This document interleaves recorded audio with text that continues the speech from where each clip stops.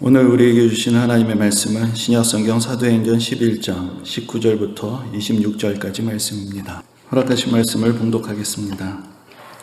그때 스데반의 일로 일어난 환란으로 말미암아 흩어진 자들이 베니기와 구브로와 안디옥까지 이르러 유대인에게만 말씀을 전하는데 그 중에 구브로와 구레네 몇 사람이 안디옥에 이르러 헬라인에게도 말하여 주 예수를 전파하니 주의 손이 그들과 함께 하심에 수많은 사람들이 믿고 주께 돌아오더라.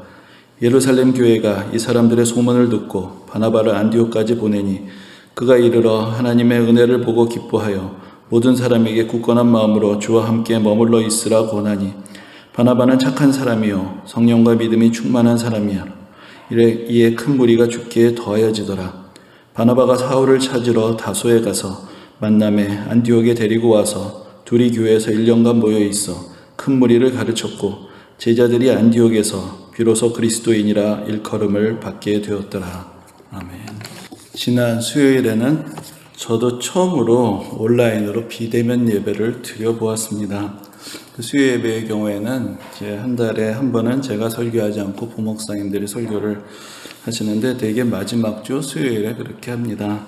지난주가 제가 설교하지 않는 주여서 제 온라인으로 예배를 드리는 성도님들의 심정이 어떠신가 좀 그것을 좀 경험을 해보기 위해서 본당에서 예배를 드리지 않고 교육관에 있는 제 사무실에서 이렇게 예배를 드려보았습니다. 찬송도 따라하고 또 기도도 하고 설교도 들어보았는데 처음에는 볼륨도 크게 제가 원하는 대로 높일 수도 있고 또 나름 새로운 경험이어서 집중이 잘 되었는데 시간이 갈수록 점점 집중하기가 쉽지 않다는 것을 느끼게 되었습니다. 아무래도 눈에 보이는 것이 많다 보니까 무심코 손이 가게 되는 것도 있고 또 다른 사람들의 시선이 없으니까 자세를 이렇게 바로 유지하는 것이 또 쉽지 않았습니다. 그래서 내린 결론이 설교를 길게 하면 안 되겠구나 그런 결론을 내리게 되었습니다. 전에 어느 교회 이야기를 들어보니까 목사님이 요즘 제 예배 말고는 다른 성경 공부나 양육 프로그램을 제대로 할 수가 없으니까 주일 예배 설교가 중요하다. 그래가지고는 주일 예배 설교를 1시간씩 하신다는 것입니다. 그러니까 이거 좀 성도님들 좀 힘들어하고 그래서 장로님들이 목사님 다 좋은데 그래도 조금은 줄여주시면 좋겠다고 그래서 40분만 하시기로 했다라는 이제 그런 이야기를 들은 적이 있습니다. 그런데 또 반대로 어느 교회는 1시간 안에 모든 예배 순서를 다 마치기 위해서 목사님이 설교 시간을 딱 17분으로 정해놓고 그렇게 설교를 하신다라는 그런 이야기도 들어보았습니다. 저는 한 그 중간 정도 되는 것 같은데 요즘은 그래도 대세는 설교를 좀 짧게 하는 게 대세인 것 같습니다. 요즘 온라인에서 테드라든가 여러 가지 이제 강의안들이 많이 있는데 대개 보면 시간을 한 15분 정도 기준으로 해서 편성을 하는 것을 볼 수 있고 그 정도 시간이 사람들이 집중하기에 좋은 그런 시간이라고 합니다. 그러니까 아무튼 결론은 설교 시간을 좀 줄여보겠다는 것인데 오늘도 준비를 하고 보니까 내용이 좀 길어져서 오늘도 좀 노력을 해보겠지만 다음 주부터는 조금 더 줄여보지 않을까 이제 그렇게 생각을 합니다. 온라인 예배에 대해서 말씀을 드리다가 설교 시간에 대한 이야기도 하게 되었는데 이렇게 온라인이라는 낯선 상황 속에서 예배를 드리게 된 지도 이제 벌써 여러 달이 되었습니다. 여러분들의 예배 경험은 어떠신지 모르겠습니다. 예배라는 것이 우리의 신앙생활 중에서 가장 중요한 것이고 그래서 예배의 내용과 형식이 일관성이 있어야 그래야 우리의 삶과 신앙에도 그 질서를 잡아줄 수 있는 것인데 이렇게 2주 또 어떤 때는 한 주 단위로 어떻게 예배를 드려야 하는지 이제 지침들이 바뀌게 되고 이제 그런 상황이 계속되는 것은 예배를 드리는 분들에게 있어서나 또 예배를 준비하는 사람들에게 있어서나 사실 참으로 곤혹스러운 그런 일입니다. 그리고 늘 드는 생각이지만 한편으로는 좀 방역 정책에 잘 이렇게 협조하는 것이 덕을 세우는 것이다라고 생각을 하면서도 또 한편으로는 교회만 더 특별하게 제약을 하는 것 같아서 그리고 또 예배의 의미, 가치를 세상 사람들이 너무나 모르는 것 같아서 또 답답한 그런 마음이 들기도 합니다. 그러면서 요즘 많이 생각하게 되는 것이 초대교회 상황, 또 초대교회 성도들의 신앙입니다. 설교를 하거나 성경 공부를 할 때 초대교회에 대한 이야기들을 이렇게 자주 하게 되는데 초대교회라고 할 때 그 시기를 어떻게 정의하냐에 따라서 좀 차이가 있을 텐데 좀 넓게 보자면은 사도행전의 시대부터 시작을 해서 이제 4세기 초반까지 그러니까 기독교가 공인이 되고 박해가 그치게 되는 그런 시기까지를 되게 넓은 의미에서 초대교회라고 그렇게 이야기를 할 수 있습니다. 이 기간 동안 기독교는 로마 제국에서 소수의 사람들이 믿는 종교였고 일반 시민들에게 기독교는 매우 낯선 그런 신앙이었습니다. 이 시기는 박해의 시기라고 알려져 있지만 사실 그 당시 로마 제국이 기독교를 박멸하려고 적극적으로 달겨든 것은 아니었기 때문에 시기에 따라서 박해가 좀 심했던 때도 있고 또 별로 박해가 없었던 때도 있었습니다. 이렇게 하면서 한 300여 년의 시간이 이제 간헐적인 박해가 있으면서 지나게 된 것입니다. 이 시기에 기독교가 박해를 받게 되었던 가장 중요한 이유는 로마 황제를 신으로 섬기는 것을 거부했기 때문이고 또한 그 당시 일상화되어 있었던 여러 가지 종교적인 제의에 기독교인들이 참여하는 것을 이제 거부했기 때문입니다. 그러나 또한 앞에서 말씀드린 대로 그 당시에 기독교 신앙이 일반적인 로마 제국의 시민들이 보기에 낯선 것이었기 때문에 또 많은 오해를 받기도 했습니다. 그래서 그것이 적극적인 박해는 아니었다 하더라도 오랜 세월 동안 그리스도인들이 그 이웃들에게 또 다른 시민들에게 또 핍박을 받고 손가락질 당하고 반사회적인 집단으로 매도를 당하는 일들도 많았고 또 그것이 또 하나의 원인이 되어서 박해를 정당화하게 되는 이제 그런 상황들도 벌어지게 되었습니다. 그러면서 우리가 교회의 아버지들, 즉 교부라고 부르는 이제 그런 사람들이 등장하게 되는데 이런 사람들은 교회의 지도자이면서 또 일종의 초기의 신학자들이라고 할 수 있는 그런 사람들입니다. 이 사람들이 한편으로는 기꺼이 순교의 길을 가려는 그런 믿음을 가지고 있었지만 또 한편으로는 기독교 신앙에 대한 오해에 대해서 또 그것을 극복하기 위해서 그들이 믿는 신앙이 얼마나 고귀한 것인지 또 이교도들의 신앙에 비해서 어떤 면에서 더 탁월한지를 논증하는 그런 글들을 많이 저술했습니다. 이런 과정을 통해서 한편으로는 기독교의 교리가 정립이 되었고 또한 이러한 당시의 저술들을 통해서 우리는 또 그 당시 초대교회 성도들의 삶이 어땠는지 우리가 상세하게 할 수 있는 그런 중요한 자료가 또 전해지게 된 것입니다. 오늘 설교를 준비하면서 초대교회 교부들의 글을 여러 편 다시 읽어보게 되었습니다. 그러면서 참 은혜로운 글들이라는 생각을 하게 되었습니다. 개신교가 시작된 종교개혁의 정신이 초대교회로 돌아가자라는 것이었는데 말은 그렇게 하면서도 이 기독교의 그 초기 시대에 쓰여진 글들에 대해서 너무나 소홀히 되었나라는 이제 그런 반성을 하게 되었습니다.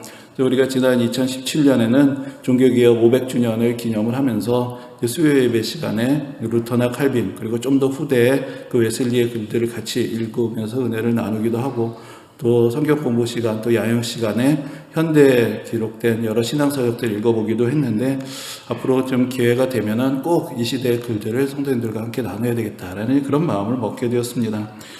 오늘 설교를 뭐 좀 줄여본다고 해놓고 또 그래서 이런 얘기 저런 얘기 하다 보면은 이게 더 늘어나게 되겠죠. 그래서 많은 얘기를 드리기는 어려운데 제가 받았던 인상을 한마디로 정리를 해보자면은 그 시대에도 이제 그 교회 지도자들이 많은 서신서들을 기록을 했습니다. 그런데 이 교부들이 기록한 서신서들을 보면은 마치 신약 성경의 서신서를 읽고 있는 것 같은 그런 착각이 들 만큼 성경의 내용과 또 어투와 분위기까지 그대로 이어가고 있는 것을 보게 됩니다. 그만큼 그들이 성경을 거의 외우다시피 읽고 이해하고 있었고 그렇기 때문에 그들의 글 속에서 성경의 내용은 물론 분위기와 문체까지도 그대로 배어있다라는 그런 생각을 하게 되었습니다.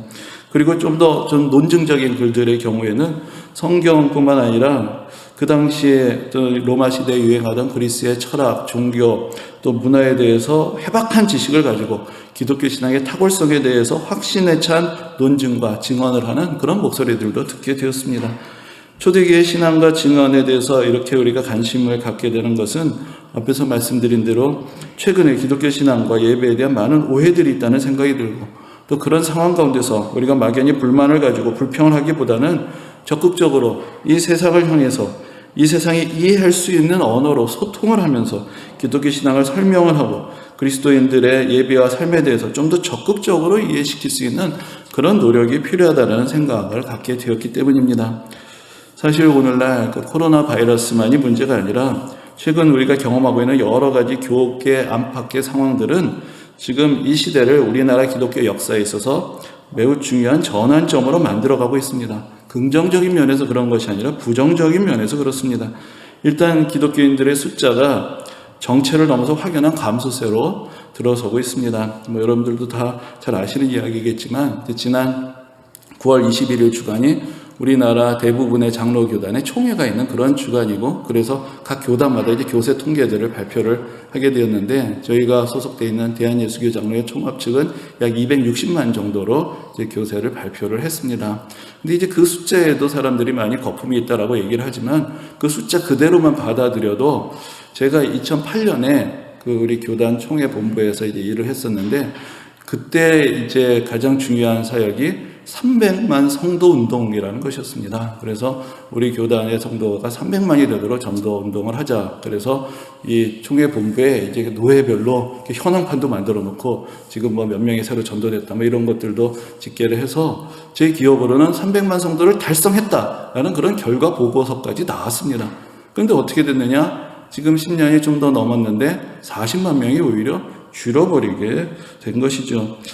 게다가 이제 세대 구성면에서 보면 더 심각한 상황 속에 있습니다. 우리나라 기독교 인구가 대략 한 20% 정도 된다고 볼 때, 아마도 5, 60대의 경우에는 거의 한 30% 가까이 되지 않을까 싶습니다. 그러나 이 숫자가 20, 30대로 가게 되면은 사실 10% 혹은 그 밑으로도 될 수가 있습니다. 실제로 캠퍼스 사역을 하시는 분들이 대학교에서 교회 정기적으로 가는 애들 숫자가 5%도 되지 않는다라는 이야기를 한 것이 벌써 오래된 이야기입니다. 그리고 중고등학교에서 교회 다니는 애들이 한 반에 2-3명도 되지 않는다, 또 이런 이야기들도 들은 지 이미 오래되었습니다. 요즘 목요일마다 선교지 이야기를 통해서 선교사님들 모시고 같이 이제 이야기를 나누게 되는데, 얼마 전에도 선교사님과 이야기를 하면서 이런 이야기를 하게 됐습니다. 앞으로 한 세대가 지나면 우리나라도 선교지가 될 것 같다는 그런 이야기를 같이 나누게 되었습니다. 지금 추세대로 간다면 한 세대 후에는 우리나라 기독교인들의 숫자가 한 자리 숫자로 떨어질 수 있는 가능성이 상당히 크기 때문입니다. 이런 상황 속에서 기독교는 점점 더 소수의 사람들이 믿는 낯선 신앙으로 여겨질 수 있을 것입니다. 이런 상황을 물론 꼭 비판적으로 또 비관적으로만 보아야 할 것은 아닐 것입니다. 오히려 이런 상황이 우리가 어떤 정체기 혹은 세태기가 아니라 점검기가 되고 새로운 도약을 해서 준비할 수 있는 그런 시간이 될 수 있습니다. 이 시기에 신앙의 본질이 무엇인지 깊이 생각하며 우리의 신앙을 점검하고, 또한 우리의 신앙의 가치를 입증하고 소통하려는 적극적인 노력을 기울여야 하는 그런 계기를 우리가 맞이하고 있는 것입니다. 그런 차원에서 본다면 우리가 이렇게 온라인 예배를 드리게 되는 것도 다음 세대하고 소통할 수 있는 매우 중요한 수단에 교회가 익숙해지게 되는 그런 계기가 될 수 있다는 면에서 또 중요한 훈련과 또 도전이 될 것입니다. 저는 요즘 스스로에게 몇 가지 질문을 해보고 있습니다. 기독교 신앙은 정말로 믿을 만한 가치가 있는 신앙인가? 특히나 과학적이고 이성적인 사고가 확산되고 있는 이 시대에 우리가 기독교를 믿을 수 있는 근거는 무엇인가? 기독교 신앙은 진정으로 이 사회에 유익한 가치관을 제공하고 있는가? 기독교 신앙이 이 세상을 더 나은 세상이 되게 할 것이라고 확신 있게 말할 수 있는가? 기독교 신앙을 통해서 나는 더 나은 사람이 되어가고 있는가? 내 자신의 인격의 성장과 내 인생의 진정한 행복을 위해서 기독교 신앙은 어떤 역할을 하고 있는가? 그리고 무엇보다도 우리의 자녀들에게 어떻게 신앙의 가치를 설명하고 전수할 수 있을 것인가? 예수 믿는 것이 그들의 인생에 얼마나 소중한 것인지 어떻게 나의 삶을 통해서 증명해 보이고 또한 그들에게 깨우쳐 줄 수 있을 것인가? 이런 질문들을 스스로에게 해봅니다. 그런 차원에서 이미 말씀드렸지만 기독교란 무엇인가에 대해서 점검을 해보고 좀 정리를 해보고자 하는 것입니다. 그러면서 초대교회 성도들의 신앙은 우리에게 많은 귀감이 되고 또 그들의 노력에서 많은 교훈을 얻을 수 있습니다. 그 시대는 아직 사람들이 기독교에 대해서 잘 알지 못했던 시대였고, 그래서 기독교가 어떤 신앙인지를 설명하기 위해서 적극적인 노력을 했던 시대였기 때문입니다. 초대교회 교부들은 기독교 신앙이 모든 진리의 근원이란 것, 기독교 신앙이 다른 어떤 종교나 철학보다도 더 탁월하고 그리스도인들의 이교도들에 비해서 더 높은 도덕적인 표준을 따른 삶을 살아가고 있다는 것을 글로써 그리고 삶으로써 증명을 했습니다. 초대교회 신앙을 한마디로 표현하자면 예수 그리스도를 따르는 삶이라고 할 수 있습니다. 예수 그리스도가 모든 진리의 근원이심을 믿었고 예수 그리스도의 가르침이 가장 높은 도덕적인 표준을 제시한다는 자부심을 가지고 있었고 예수 그리스도의 십자가의 고난을 따라서 순교자의 길을 가는 것을 영광이라고 그렇게 믿었습니다. 그들은 그리스도인이라는 말을 자신들의 정체성으로 받아들였고 그들의 인생의 자랑의 근거로 삼았던 것입니다. 오늘 본문은 그리스도인이라는 말이 처음으로 사용되게 된 배경에 대해서 전해줍니다. 그 7집사 중에 한 사람이었던 스데반이 순교하게 된 이후에 계속 이어진 박해 때문에 그 당시 주로 예루살렘에 모여 있었던 성도들이 흩어지게 되었고, 그런데 그것이 오히려 복음이 더 넓은 지역에 전파되게 되는 계기가 됩니다. 그래서 처음에는 그 당시 예루살렘에 있었던 성도들이 대부분 다 유대인들이었기 때문에 주로 각 지역의 유대인들에게만 복음을 전했지만, 그 줄 중에서는 또한 이방인들에게도 복음을 전하는 사람들이 있었습니다. 또 이 내용이 중요한 것은 그렇게 이방인들에게 복음을 전하는 그 역할을 했던 사람들이 뭐 바울이나 베드로 같은 사도들이 아니라 우리가 이름을 알지 못하는 그런 평범한 무명의 성도들이 먼저 이방인들에게 복음을 전하는 그런 새로운 그 선교의 계기들을 만들어 갔다는 것입니다. 그래서 이제 안디옥이라는 이방인들이 사는 도시에 처음으로 교회가 세워지게 됩니다. 그리고 그 소식을 들은 예루살렘의 교회가 그 안디옥 교회를 돕기 위해서 바나바라는 신실한 교회 지도자를 이제 안디옥 교회로 파송을 하게 되고, 이 바나바는 안디옥에 갈 때 혼자 가지 않고 이제 그 당시 이미 회심은 했지만 아직 적극적으로 사역을 하지 않고 있었던 바울을 찾아가서 그를 데리고 안디옥으로 갑니다.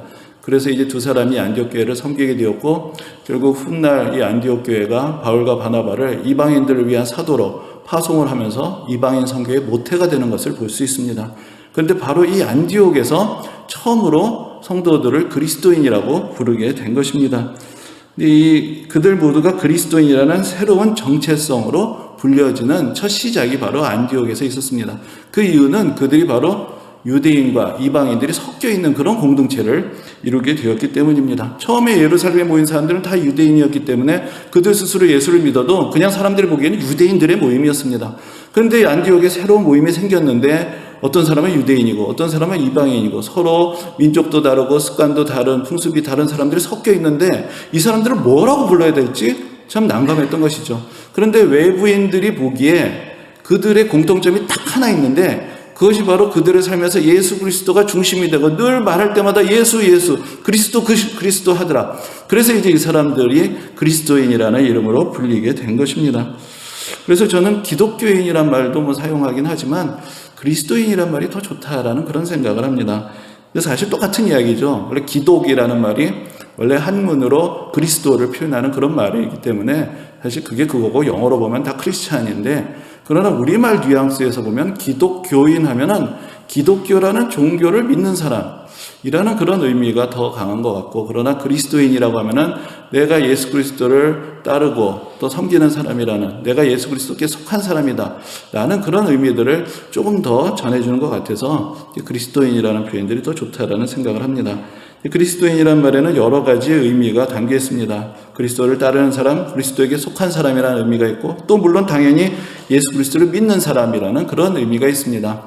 그런데 예수 그리스도를 믿는다는 것은 예수 그리스도가 그들의 신앙의 대상이 되었다라는 것을 의미하는 것입니다. 그런데 이 대목도 중요한 것이, 처음에 그 초기 교회 성도들이 대부분 유대인들이 많았는데, 유대인들은 오직 여호와 하나님 한 분만을 섬기는 유일신 신앙을 갖고 있었습니다.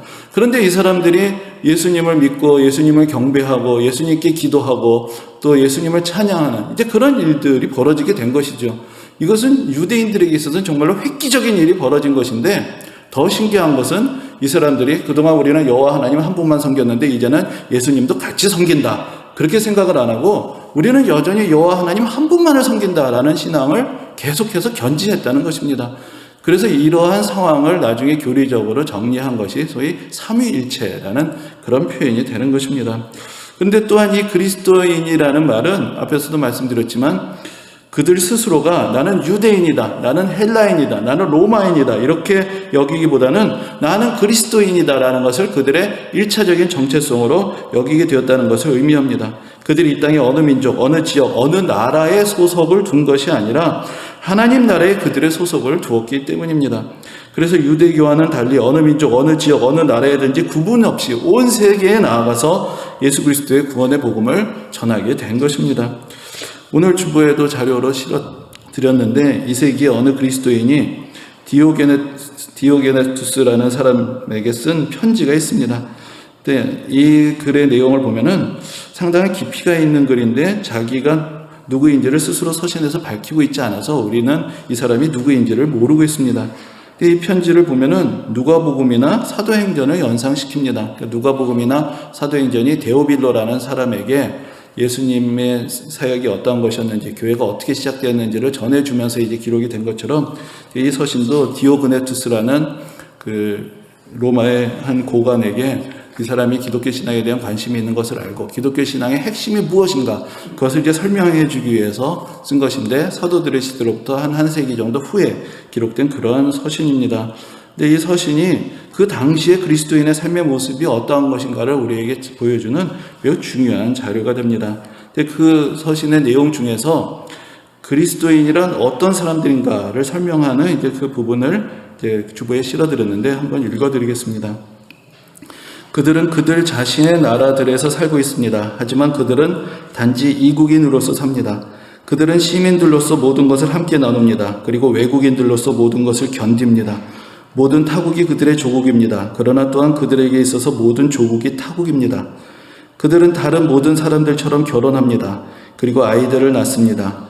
하지만 그들은 그들의 자녀를 버리지 않습니다.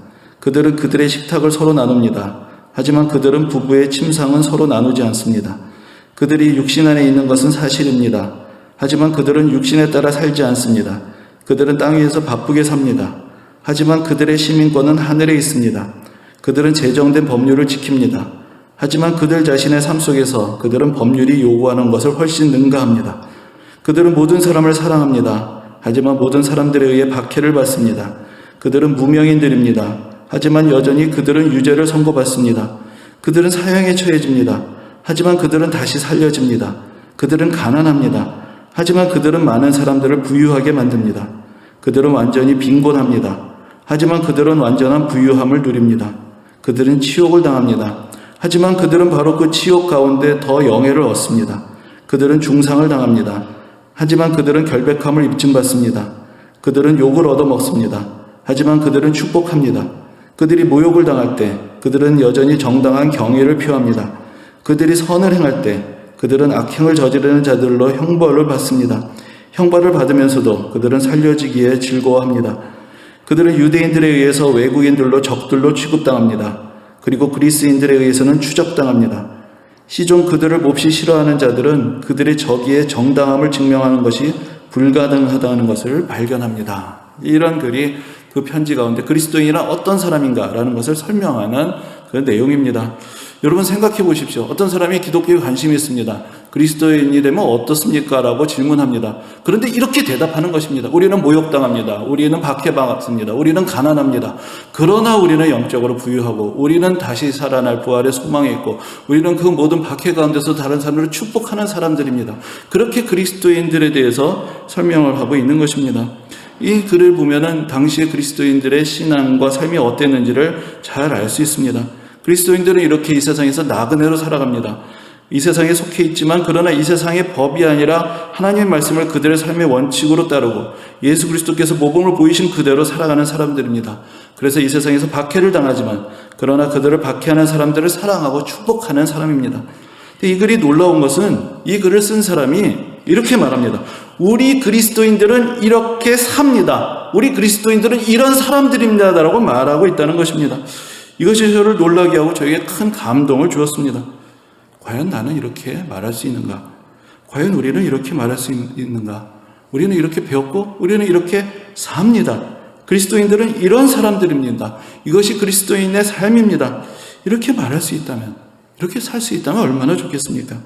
이 글을 읽으면서 우리의 신앙이 참으로 많이 오염되었고 그리스도를 따르는 길에서 사도들의 가르침에서 초대교회 성도들의 모범에서 많이 벗어나 있다는 생각을 하게 되었습니다.